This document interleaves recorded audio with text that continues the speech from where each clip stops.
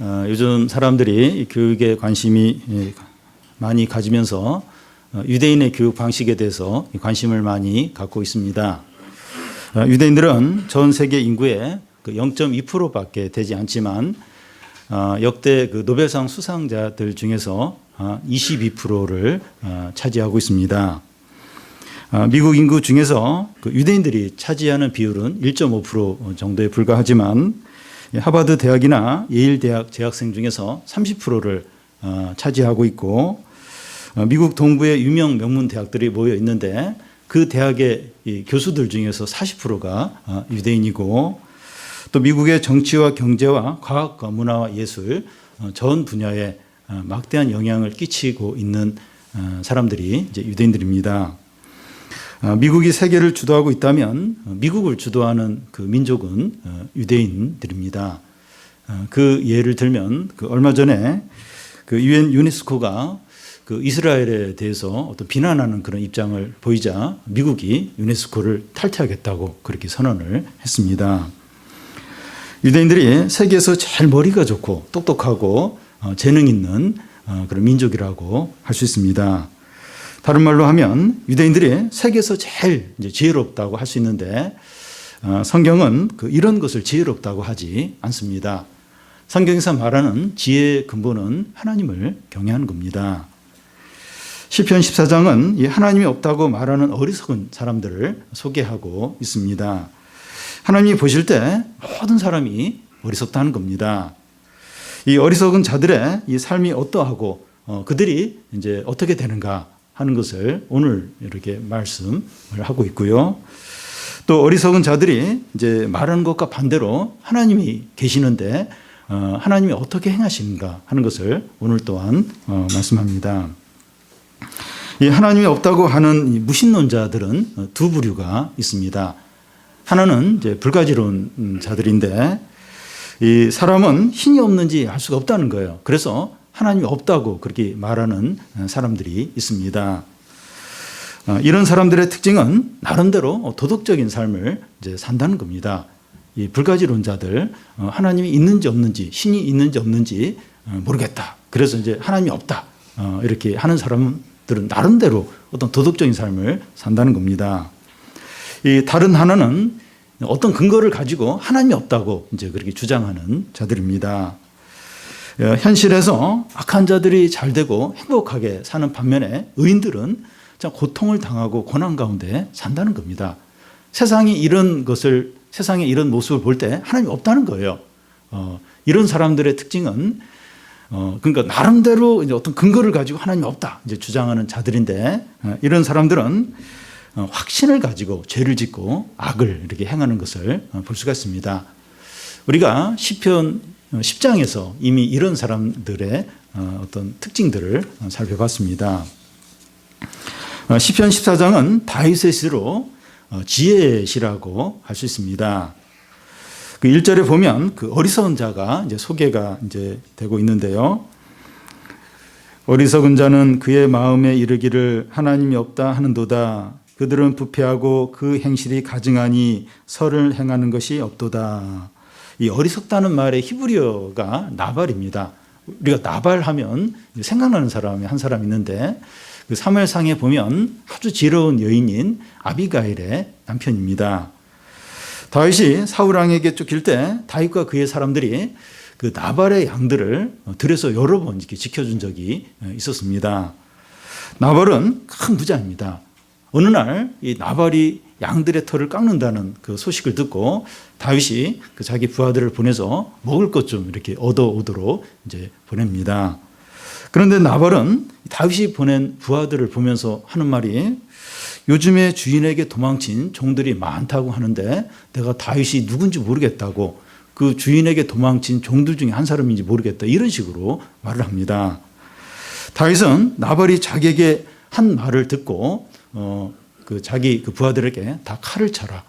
그래서 그 나발과 그의 가족들을 다 죽이겠다고 하면서 출발을 합니다. 얼마 후에 아비가일이 자기 남편이 다윗에게 한 이야기를 듣고 나서 급히 먹을 것을 챙겨서 다윗을 찾아갑니다.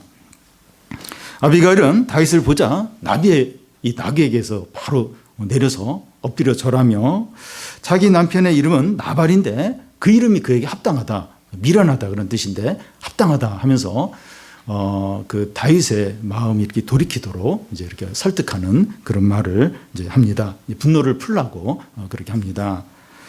아비가일이 이 다윗을 설득해서 돌려보내고 자기 남편에게 다윗이 이렇게 하려고 했던 그 일을 이야기를 하자 그가 크게 두려워하면서 몸이 굳어버려요. 열흘 동안 움직이지 못하고 있다가 하나님이 치시자 그 나발이 죽습니다. 아비가일과 그의 그 남편인 그 나발의 이제 차이는 처세술의 차이가 아니라 아비가일은 하나님을 경외해요. 그렇기 때문에 다윗을 귀하게 여겼지만 이 나발은 하나님을 경외하지 않습니다. 그러니까 이제 다윗을 이제 무시를 한 겁니다.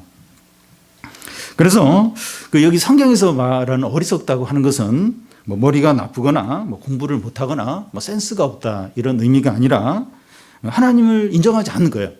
그리고 하나님을 믿지 않고 두려워하지 않는 것을 말합니다. 그러면 이 어리석은 자는 어떤 자입니까? 그 2절을 보면 그 여호와께서 하늘에서 인생을 굽어 살피사 지각이 있어 하나님을 찾는 자가 있는가 보려 하신즉. 이 어리석은 자는 그 인간적인 기준에서 말하는 것이 아니라 하나님이 볼 때 이제 그렇다는 겁니다. 성공했고 부유하고 또 재능이 많고 또 공부를 많이 한 사람이더라도 하나님이 보시기에 어리석을 수 있는 겁니다. 우리 주위에 아주 대단한 사람들이 많이 있을 수 있어요. 그런데 그 사람이 하나님을 인정하지 않는다면 그 사람은 이제 어리석은 사람이 되는 겁니다. 우리가 아는 사람, 아주 대단한 사람들, 똑똑한 사람, 아주 유능한 사람 많습니다. 근데 그 사람이 하나님을 인정하지 않아요. 그러면 그 사람은 어리석은 자라는 겁니다. 하나님이 하늘에서 열심히 찾는 자가 누군가 하면 높은 지위에 있거나 지식이 많거나 아주 실력이 좋은 사람이 아니라 지각이 있어 하나님을 찾는 자입니다. 하나님께서 제일 만나고 싶어하는 사람이 누군가 하면 하나님을 찾고 또 하나님께 기도하고 하나님을 의지하는 자입니다. 이런 자가 지혜로운 자예요. 하나님은 오늘날도 이런 자를 찾아요. 이런 자를. 하나님을 이렇게 찾는 자, 또 하나님께 기도하는 자, 하나님을 바라보는 자. 이런 자를 지금도 하나님은 찾으십니다. 하나님은 이런 자를 굉장히 기뻐하세요. 이런 자를 만나십니다. 이런 자를 만나주세요. 우리가 이렇게 하나님을 찾으면 그리고 또 하나님을 바라보고 하면 하나님은 우리를 너무 기뻐하시면서 우리를 기꺼이 만나주십니다. 그런데 실상은 어떻습니까? 이 3절에 보면 다 치우쳐 함께 더러운 자가 되어 선을 행하는 자가 없으니 하나도 없도다. 모두가 한쪽으로 다 치우쳐 더러운 자가 되어서 선을 행하는 사람이 한 사람도 없다는 겁니다. 이 같은 말씀이 1절 중간에도 나와 있는데 그들은 부패하고 그 행실이 가증하니 선을 행하는 자가 없다는 겁니다. 부패하고 가증하고 이 선을 행하는 사람이 아무도 없다는 겁니다. 로마서 3장에서도 지금의 이 말씀을 인용하고 있습니다. 의인은 없나니 하나도 없도다. 깨닫는 자도 없고 하나님을 찾는 자도 없도다. 다 치우쳐 무익하게 되고 선을 행하는 자가 없나니 하나도 없다는 겁니다. 다 치우쳐고 하나님을 찾는 자도 없고 다 무익하고 하나님을 찾는 자 아무도 없다는 겁니다. 창세기 6장에서도 하나님께서 이 사람의 죄악이 세상에 가득하고 사람의 생각이 항상 악한 것을 보시고 사람을 지은 것을 후회하셨다고 그런 내용이 나옵니다. 우리가 이제 매일 성경 하는 게 예레미야서인데 거기도 보면 세상에서 제일 부패한 게 사람의 마음이라고 말하고 있습니다. 하나님은 자기를 찾는 자가 있나 이렇게 하늘에서 두루두루 찾아봐요. 근데 아무도 없다는 거예요. 아무도. 이렇게 하나님을 찾고 하나님을 이렇게 소망하고 이런 자가 아무도 없다는 겁니다. 만약에 한 사람이라도 하나님을 찾고 선을 행하는 자가 있다면 하나님의 아들이 이 세상에 오셔서 십자가에 죽지 않았을 겁니다. 그러니까 스스로 하나님을 찾고 선을 행하는 자가 있다면 사람에게 어떤 그런 가능성이 있다는 건데 그런 자가 한 사람이라도 있다면, 사람에게 그럴 가능성이 있다면 하나님의 아들이 십자가에 죽지 않았을 거라는 겁니다. 그래도 이 착하고 선한 사람 몇 명이라도 있지 않는가? 그래도 착한 사람, 그래도 선한 사람, 그래도 몇 사람이라도 있지 않을까? 사람의 기준에서 보면 이제 그렇다는 거예요. 사람에서 기준을 보면 이제 좀 괜찮은 사람, 선한 사람 있을 수 있다는 겁니다. 여러분, 이 모든 사람 안에 죄성이 있어서 분노와 교만과 욕심과 시기와 음란과 거짓말이 가득합니다. 사람들 안에 이 교만과 음란과 죄악과 거짓이 가득해요. 우리 사회의 구석구석에 비리와 부패와 부정과 불법이 없는 것이 아무도 없습니다. 방산 비리, 국정 비리 하는데, 그러니까 어디라도 떠들어보면 비리와 불법과 거짓이 가득합니다. 교육부든지 정치권은 말할 것도 없고 어디든지 이렇게 들춰보면 이 비리와 불법과 거짓이 없는 것이 아무것도 없습니다. 모든 사람의 마음이 부패되어 있기 때문입니다. 그러니까 마음이 다 부패되어 있으니까 어디를 가든지 어느 부서를 가든지 어느 곳이든지 다 그곳을 부패하게 만들고 불법을 가득하게 만들고 비리가 가득하게 만드는 겁니다. 예를 들어 아동학대나 자녀에게 폭력을 사용하면 경찰에 이제 붙잡힐 수 있습니다. 이 지나칠 체벌뿐만 아니라 정당한 체벌이라도 이게 때렸다는 것이 신고에 들어가면 범죄가 될 수 있습니다. 요즘은 굉장히 무서운 세상이에요. 학교에서 선생님이 애를 때리면 애들이 동영상을 찍어서 SNS에 올리고 바로 신고를 해요. 우리 선생님이 날 좀 때리려고 한다고. 집에서도 부모가 이제 애를 이렇게 때리려고 하면 애가 신고를 해요, 경찰에. 우리 아빠가 우리 엄마가 날 때린다고. 그 신고가 들어가면 그게 이제 범죄가 될 수 있습니다. 그런데 특히 이제 아들을 이제 양육하는 부모들은 종종 폭력을 쓰고 싶은 그런 충동을 느낄 때가 있습니다. 예외적으로 딸에게도 그럴 경우는 있겠지만 특히 아들을 이렇게 양육할 때는 이 폭력을 이렇게 쓰고 싶은 그런 충동을 이제 느낄 때가 있습니다. 믿는 부모인데도 마음 안에 분노가 있는 거예요. 분노가 있으니까 이제 그런 겁니다. 뉴스에 나오는 이 아동학대들 또 자녀에게 폭력을 행하는 이런 거 지나치죠. 지나치긴 하지만 부모들은 한 번씩 분노가 생기면 그렇게까지는 안 가더라도 어떤 강한 충동을 이제 느낄 때가 있다는 거예요. 그러니까 믿어도 믿는 사람이지만 안에 이제 이게 있는 거예요. 분노가 이제 있기 때문입니다. 모든 사람들의 마음은 부패한 이유가 뭡니까? 하나님이 없다고 하기 때문입니다. 왜 사람들의 마음이 그렇게 부패할까? 왜 죄악이 가득할까? 그러니까 하나님이 없다고 그렇게 하기 때문입니다. 에덴 동산에서 죄가 들어오고 사람들이 하나님을 떠나면서 마음이 부패하고 다 치우쳐 더러운 자가 된 것입니다. 이 세상과 우리 사회에 불법과 비리와 범죄와 테러와 전쟁과 비극과 고통이 가득한 이유가 여기에 있습니다. 사람들이 하나님을 떠나요. 하나님이 없다고 하면서 이제 사람들이 부패해지면서 이 온갖 죄악과 범죄들이 가득하게 된 겁니다. 교육과 법과 과학기술과 복지제도를 아무리 잘해도 좋은 세상과 행복한 사회를 만들 수 없습니다. 사람들의 마음이 부패한 이상 아무리 잘해도 아무리 이렇게 노력을 해도 소용이 없어요. 마음이 다 부패해 있어요. 그래서 법을 만들고 교육을 시키고 또 이렇게 여러 가지 복지제도를 해도 마음이 다 부패해 있어요. 그렇기 때문에 좋은 세상, 아주 이렇게 행복한 사회, 이건 불가능하다는 겁니다. 사람들이 회개하고 하나님께 돌아오기 전에는 소망이 없어요. 아무리 뭘 잘해도 계속 부패하는 거예요. 계속. 돈이 없으면 좀 덜 부패하고 돈이 이제 많아지면 부패하는 겁니다. 이영학 씨가 12년 동안 13억 원을 받았다 그래요. 그러니까 부패하는 거 부패. 돈이 그렇게 기부금이 많이 안 들어왔으면 그렇게까지 이렇게 범죄를 하지 않았을 것 같아요. 그러니까 사람의 마음이 부패하니까 그러니까 좋은 상황이 주어지고 돈이 주어지면 부패하는 거예요. 불법을 행하고 온갖 죄악들을 이제 저지른 겁니다. 우리도 그 일시적으로 하나님을 믿지 않고 또 의지하지 않으면 우리의 마음도 부패해져서 더러운 죄를 짓게 됩니다.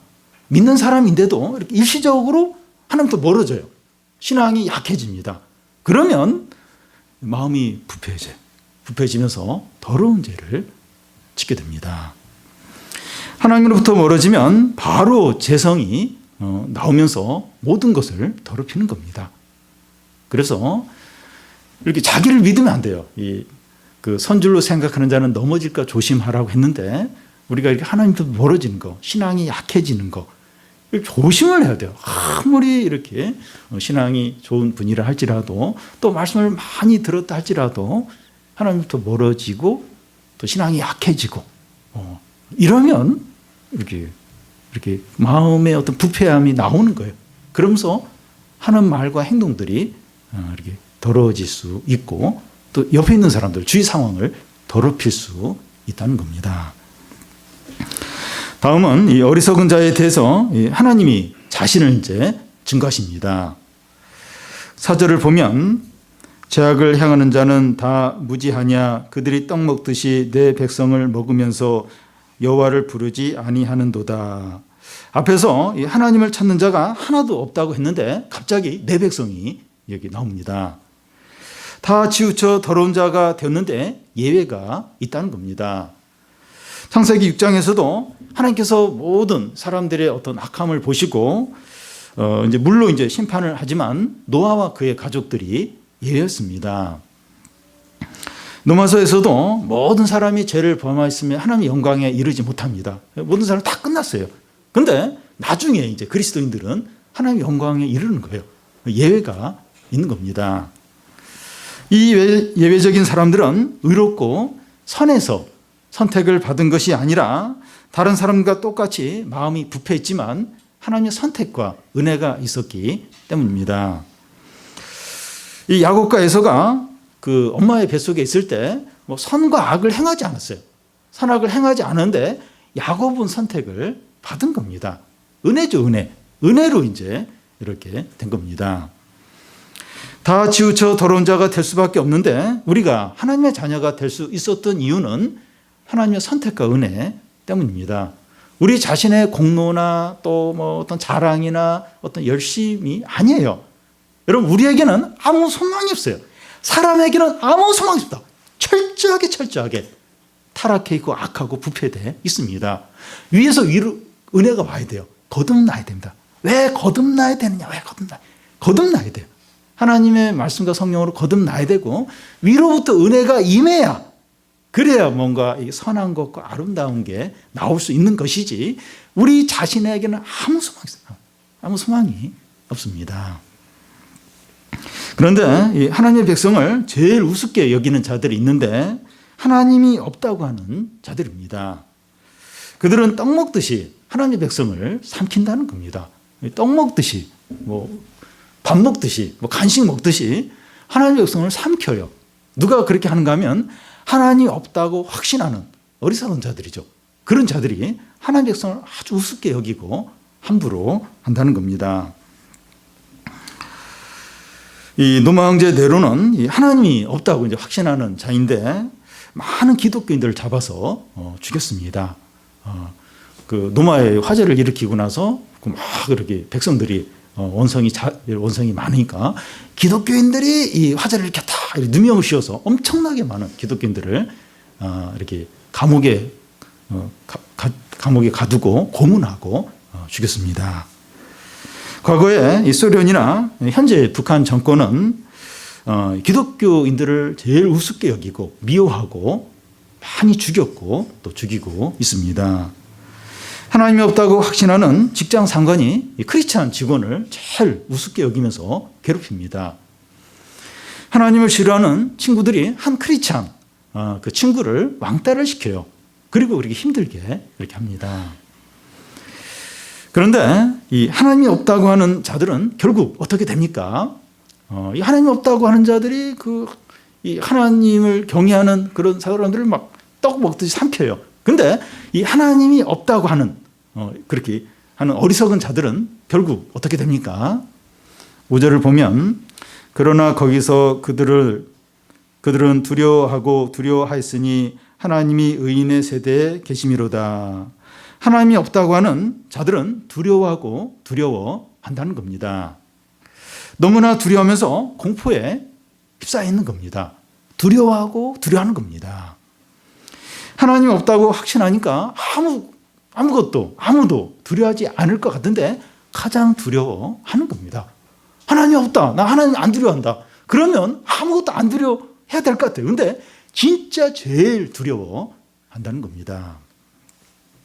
낙엽이 떨어진 소리를 듣고도 두려워하고 누가 이렇게 쳐다봐도 두려워합니다. 노마 황제 네로도 이제 기독교인들을 핍박하고 또 잔인하게 이제 통치를 하게 되는데 결국 백성들이 폭동을 일으켜요. 그러자 두려워 떨면서 스스로 목숨을 끊었습니다. 소련의 이 스탈린은 기독교인들뿐만 아니라 수많은 사람들을 많이 이렇게 학살을 했는데 그래서 자기가 언제 암살당할까 봐 너무 두려워해서 침실을 6개를 준비해 놓고 자기가 어느 방에 자는지 절대 비밀로 아무도 이제 알려주지 않으면서 그렇게 이제 마지막까지 그렇게 이제 살았습니다. 북한의 김정은도 이동 경로가 이 특별 비밀이에요. 특급 비밀이고 그리고 어디 갔다 온 것도 바로 그날이나 그 다음날 TV에 보여주는 것이 아니라 며칠이 지난 후에 이렇게 날짜도 잘 공개를 안 하고 그렇게 보여주면서 자신의 이동 경로에 대해서 철저하게 암살에 대해서 너무나도 이제 두려워하는 겁니다. 하나님을 두려워하지 않는 독재자들이 제일 두려움이 많아요. 아무도 안 두려울 것 같은데 제일 두려움이 많습니다. 왜냐하면 이 하나님이 없다고 하는 자들에게는 하나님께서 평안과 안식을 빼앗아가 버리시기 때문입니다. 하나님이 그 평안과 안식을 싹 빼앗아가 버려요. 그러니까 큰 두려움에 사로잡히는 겁니다. 교회를 다녀도 하나님을 믿지 않고 말씀을 의지하지 않는 사람은 작은 일에도 크게 염려를 하고 미신과 막연한 두려움에 사로잡혀 있는 경우가 많습니다. 아무것도 아니에요. 작은 일이에요. 근데 너무나 두려워하면서 그러니까 어떤 신문에나 뉴스에 무슨 일이 일어나면 바로 그냥 자신의 자녀들이나 가족에게 그런 일이 일어날까 봐 물론 이제 일어날 가능성이 있긴 있는데 너무 두려워하는 거예요. 하나님을 안 믿으니까 자기가 다 지켜야 되고 현실은 너무 어려우니까 너무나 두려워하면서 막 이게 떠는 것을 볼 수가 있습니다. 왜냐하면 하나님이 없다고 하는 사람들과 하나님은 그들과 함께하지 않으니까 평안이 없는 거예요. 그걸 알아요. 하나님이 나와 함께하지 않는다. 왜냐하면 하나님을 거부하고 부신하고 인정치 않으니까. 그러니까 너무나 두려운 거예요. 하나님 무슨 벌을 내리면 어떨까? 그런 막연한 두려움 때문에 평안이 없는 겁니다. 사울 왕에게는 하나님이 함께하지 않으니까 이 악신이 계속 이렇게 사울에게 임하면서 평안이 없어요. 너무나 고통 가운데 있었습니다. 하나님이 없다고 하면서 마음대로 사는 것이 행복할 것 같은데 가장 불행하다는 겁니다. 하나님이 없다 하고서 마음껏 하고 싶으면 다 해요. 다 해요. 그러면 너무 행복할 것 같아요. 근데 가장 불행하다는 겁니다. 가장 불행하고 두려워하며 평안과 안식이 없어요. 평안과 안식이 없어요. 가장 두려워하면서 평안과 안식이 없습니다. 전에 제가 아는 분의 이 친척들이 무당이나 점치는 일을 이렇게 그 친척들이 다 이제 그런 일을 하는데 그분을 통해서 그 친척들이 어떻게 됐는가 이제 그 이야기를 좀 들었는데 객사를 한다든지 또 막 몸은 아픈데 병원에 가면 이상이 없다는 거예요. 근데 뭐 굉장히 고통 가운데 이렇게 살다가 죽기도 하고 또 스스로 이제 목숨을 끊기도 하고 그러니까 그렇게 최후가 비참한 겁니다. 하나님 없이 사는 것을 두려워해야 돼요. 하나님이 없다 하고 하나님 없이 하나님께 매이는 거 싫어. 나는 자유가 좋아. 이러면서 자꾸 하나님부터 멀어지려고 하는 게 얼마나 두려운 일인지 모른다는 겁니다. 그런데 이 하나님의 백성들은 어떻습니까? 이 5절 중간을 보면 하나님이 의인의 세대에 계심이로다. 무슨 말인가 하면 하나님 의인들과 함께 한다는 겁니다. 하나님께서 믿는 자들과 함께 하시니까 평안과 안식과 기쁨이 있습니다. 언제나 어떤 상황에서나 평안이 있어요. 안식이 있어요. 기쁨이 있습니다.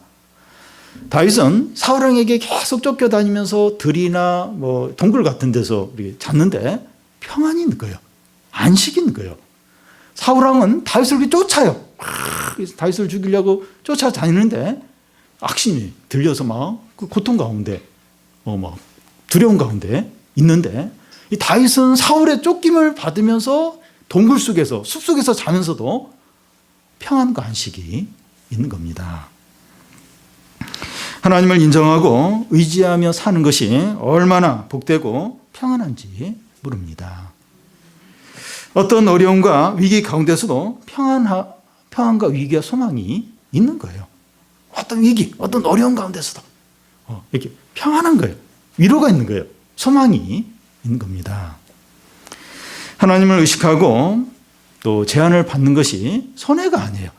손해가 아니고 얼마나 큰 복인지 모른다는 겁니다.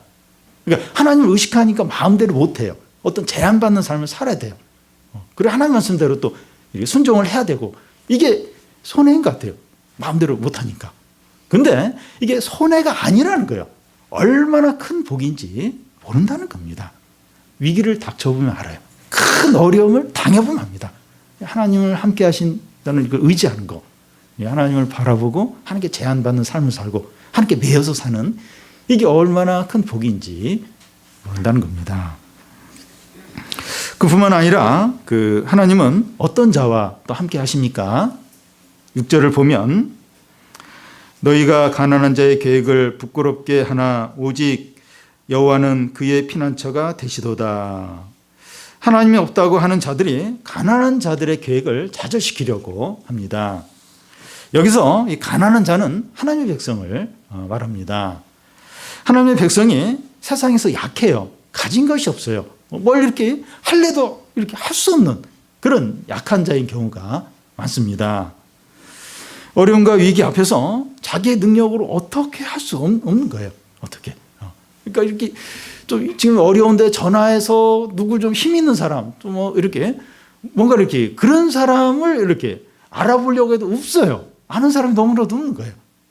그러니까 막 좌절하고 힘들 수밖에 없죠. 근데 하나님을 없다. 이런 사람은 위기 닥쳤을 때 연락할 사람도 많고, 힘 있는 사람도 많고. 근데 이 하나님을 경외하는 믿는 자들은 진짜 큰 어려움이 닥쳤을 때 의지할 만한, 연락할 만한, 도울 받을 사람이 없을 정도로 참 그 현실 앞에서 낙심할 때가 있습니다. 다들 하나님이 없다고 하니까 이 가난한 자는, 힘없는 자는 망하고 끝장날 것 같습니다. 그런데 하나님께서 그들의 피난처가 되시는 겁니다. 전화할 사람이 없어요. 이렇게 부탁할 사람은 없어요. 그런데 하나님이 이제 피난처가 되시는 겁니다. 그래서 망하지 않는 거예요. 하나님의 살아계심을 믿는 자에게는 하나님이 피난처가 되어주십니다. 그러니까 하나님이 없다. 그리고 하나님 인정도 안 해요. 의지하지 않는 사람은 자기 혼자 그 어려움을 감당을 해야 돼요. 자기가. 그 책임을 져야 돼요. 근데 하나님을 인정하고 하나님을 경외하고 하나님을 바라보는 자에게는 하나님이 피난처가 되어주십니다. 이 세상을 살면서 어떤 어려움과 위기 가운데서 피할 수 있는 피난처가 있다는 게 얼마나 감사한 일인지 몰라요. 눈에 보이지 않아서 그렇지 이 살아계신 하나님이 우리 피난처가 된다. 얼마나 위기가 많습니까? 얼마나 절망적인 상황이 많습니까? 나는 할 수가 없어요. 그리고 의지할 사람도 없어요. 돈이 있는 것도 아니고 힘 있는 사람이 도와줄 수 있는 그런 상황도 아니고 그런 상황에서 하나님이 우리의 피난처가 됐어요. 피난처. 그곳으로 이제 피할 수 있는 거예요. 피할 수 있는. 요즘 이렇게 핵전쟁, 또 이렇게 핵폭탄이 터지면 전쟁이 일어나면 어떻게 되는가? 그래서 만약에 이 개인 방공호가 있다면 지하 한 10m, 15m에 한 1m, 2m짜리 콘크리트 벽으로 돼 있는 거기 그 안에 들어가면 뭐 이렇게 뭐 먹을 것도 한 달 정도 버틸 수 있는 그런 개인 그 방호 그런 곳이 있다면 피할 수 있다면 굉장히 든든할 거예요. 만약 전쟁이 일어나면 나는 거기 들어가면 되지. 근데 사실 그것도 진정한 어떤 피난처가 못 됩니다. 실제로 이제 어떤 그 상황이 벌어져 버리면 이게 진짜 어떤 그냥 임시 방편이지, 임시 방편일 뿐인데, 근데 하나님이 우리의 피난처가 되신다. 피난처가 되신다. 하나님을 인정하고 하나님을 의지하고 하나님을 바라보는 자에게는 그 위기 가운데서 하나님이 피난처가 되세요. 그 크신 하나님이 우리의 도피처가 될 수 있다는 겁니다. 이게 얼마나 큰 복인지 몰라요. 복인지 모릅니다. 그러니까 하나님이 그냥 어디 계셔요? 하나님이 뭐 도와줄 수 있나? 그렇게 안 믿는 사람에게는 없는 거예요. 하나님 아무 그에게는 의미가 없어요. 근데 하나님을 실제로 의지하고 바라보고 하나님께 자신을 맡기고 신뢰하는 사람에게는 하나님이 진정한 피난처가 됩니다. 여러분, 하나님 말씀을 믿는 사람에게는 이 말씀이 생명과 능력과 구원이 돼요. 근데 하나님 말씀 안 믿어요. 말씀을 듣기는데 안 믿어요. 오히려 네이버에 나오는 뉴스나 또 신문에 나오는 어떤 기사나 책에서 읽은 어떤 그런 걸 믿어요. 그런 사람에게는 하나님 말씀 아무 소용이 없어요. 아무 의미가 없습니다. 그러니까 하나님을 실제로 인정하고 믿고 의지하고 하나님을 바라보는 자에게는 하나님 피난처가 되십니다. 하나님이 없다고 하면서 이 괴롭히는 자들 가운데 성도들이 살아가는데, 성도들은 이런 세상 가운데서 어떻게 해야 됩니까? 어떻게 살아가야 됩니까? 기도를 하는 거예요. 기도를. 계속 하나님 바라보면서 기도를 하는 겁니다. 우리 7절을 같이 한번 읽어보겠습니다. 이스라엘의 구원이 시온에서 나오기를 원하도다. 여호와께서 그의 백성을 포로된 곳에서 돌이키실 때 야곱이 즐거워하고 이스라엘이 기뻐하려도다. 여기서 시온은 이스라엘 백성들 가운데 하나님이 계신 곳을 가리킵니다. 여기가 예루살렘이라고 말하기도 하는데 이스라엘 백성들 가운데 하나님이 계신 곳, 그것을 시온이라고 합니다. 그곳에서 하나님의 큰 구원이 나타납니다. 그 구원이 어떻게 나타나는가 하면 그의 백성을 포로된 곳에서 이끌어내시는 것으로 나타납니다. 포로된 곳은 이 바벨론 포로를 생각을 많이 하게 되는데, 그 바벨론 포로뿐만 아니라 하나님의 백성들이 압제받고 얽매이는 모든 곳을 이제 가리킵니다. 힘든 사람과의 관계나 질병이나 뭐 빚 문제나 또 돈에 대한 집착이나 또 정욕이나 죄의 습관이나 또 어떤 상처나 과거의 어떤 일에 이렇게 계속 얽매여 있는 거예요. 거기서 못 벗어나는 겁니다. 어떤 피해 의식에서 못 벗어나는. 그러니까 우리가 얽매여 있는 모든 것들, 뭐 죄의 습관부터 해가지고 뭐 욕심부터 해가지고 이런 곳에서 하나님이 구원하시는 거예요. 거기서 건져 주시는 겁니다. 거기서 이제 못 나오면 계속 거기에 종이 되는 거예요. 노예가 되고 거기에 사로잡히고 비참할 수밖에 없는데 하나님이 거기서 이제 우리를 건져 주시는 겁니다. 하나님은 살아 계시면서 우리의 모든 얽매인 것에서 구원하십니다. 이런 하나님을 믿고 의지하는 자에게 항상 즐거움과 기쁨이 있다는 겁니다. 하나님이 계속 이렇게 우리가 기도하고 부르짖을 때 우리의 얽매였던 우리를 이렇게 고통스럽게 하고 했던 거기서 이제 건져 주신 거예요. 거기서 이끌어 주신 겁니다. 이런 하나님을 바라보고 의지하고 기도할 때 항상 기쁨과 즐거움을 누린다는 겁니다. 우리 주위에 있는 대부분의 사람들은 하나님이 없다고 해요. 입으로 그렇게 이야기하지 않더라도 그런 삶을 살아요. 그런 어떤 말을 하고 그렇게 이제 살아가는 사람들이 대부분입니다. 우리를 그들이 삼키려고 해요. 우리를 보면 굉장히 우습게 여겨요. 우습게. 그리고 막 가지고 놀려고 하고 조롱하고 이용하려고 하고 그냥 삼키려고 해요. 막 짓밟으려고 그렇게 합니다. 그런데 우리는 가난한 자예요. 힘이 없어요. 가진 게 없어요. 누구 막 이렇게 연락해서 도움받을 사람도 없어요. 그래서 망할 것 같아요. 그냥 끝장날 것 같습니다. 그러나 우리가 하나님의 살아계심을 믿고 하나님을 의지하고 기도할 때 하나님 우리의 피난처가 되십니다. 피난처가 되세요. 우리가 피할 수 있는 핵폭탄이 터져도 안전할 수 있는 어떤 굉장히 좋은 어떤 그런 어떤 방공호, 그것보다도 더 확실한 피난처가 되어 주십니다. 그리고 우리와 함께 하세요. 함께 하시면서 우리에게 평안과 안식과 기쁨과 소망을 주십니다. 상황이 어떠하든지 하나님 함께 하세요. 함께 하세요. 이 교만한 자의 하나님이 없다 하는 자에게는 엄청난 두려움을 주시는데, 하나님을 바라보고 의지하고 하나님의 살아계심을 믿는 우리들에게는 평안을 주세요. 안식을 주십니다. 그리고 우리가 얽매여 있는 거기서 건져주시는 거예요. 구원을 할 수 이끌어 내시는 겁니다. 우리가 어떤 상황에서나 하나님의 주권을 인정하시기 바랍니다. 그리고 하나님의 살아계심을 붙드는 거예요. 그리고 하나님께 기도하는 겁니다. 그래서 하나님이 우리의 피난처 되심과 또 기쁨 주심과 우리를 이끌어내시는 그것으로 인해서 우리가 항상 기뻐하고 즐거워하는 성도들이 되시기를 바랍니다.